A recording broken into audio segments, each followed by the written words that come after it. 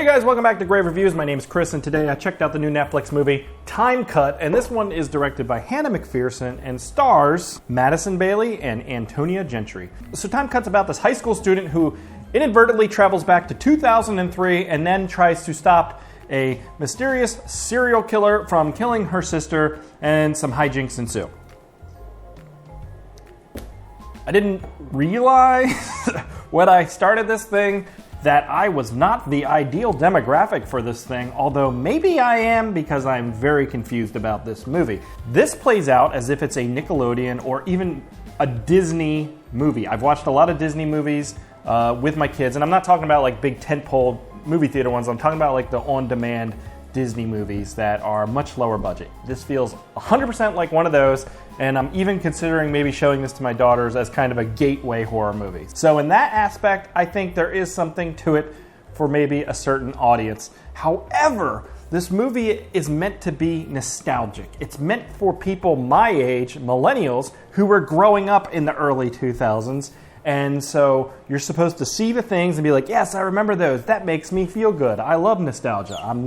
We all at this age love the 90s and 2000s stuff because we have so much nostalgia for it. However, when the movie's target audience seems to be tweens or 10-year-olds or 11-year-olds, do they have nostalgia for 2003? I don't think so. And so if they don't, then shouldn't it be like the fish out of water scenario where they're bringing the 2024 sensibilities and the lingo and all this stuff to 2003 and see how people react? But there's very little of that too. So that's where my confusion is. I feel like this movie doesn't know who its audience is for. So speaking for myself, I thought this was a pretty bad movie. It's inoffensive, but it's just not good. It's nonsensical. There's no real horror or scares. All of the kill sequences are off screen, and it feels like a very derivative idea at this point. We've seen many other films that use this kind of same plot device of traveling back in time and trying to change something, blah, blah, blah, blah, Back to the Future, blah, blah, blah. We can start there. I don't know. But you've seen this before. I think there was just one with Justin Long about Christmas time that came out not too long ago. And then there was that one recently with Kieran Shipka. I don't know. This is a plot that I've seen many times before.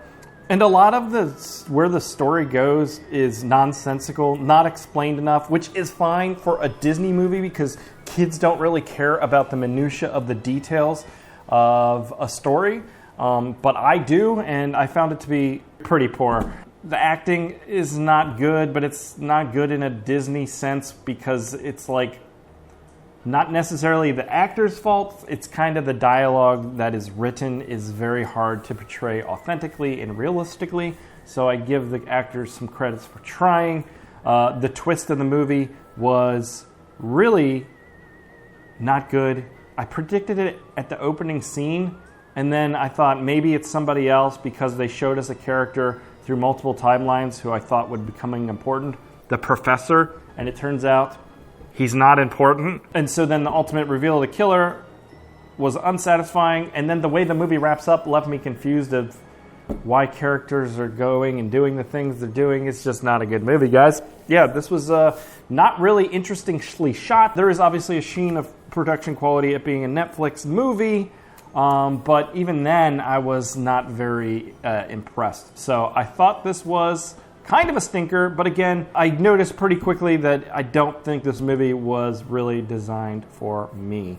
So if you have a 10-year-old somewhere around there maybe who's interested in getting into horror movies, this one is definitely okay to show to them. There's not really any violence or adult content.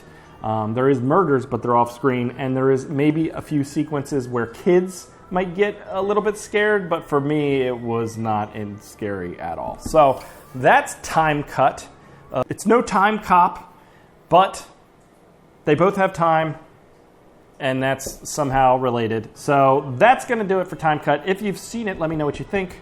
Also, if you can leave a like and a comment, that really helps out the channel, guys. And I'll catch you here next time. Goodbye.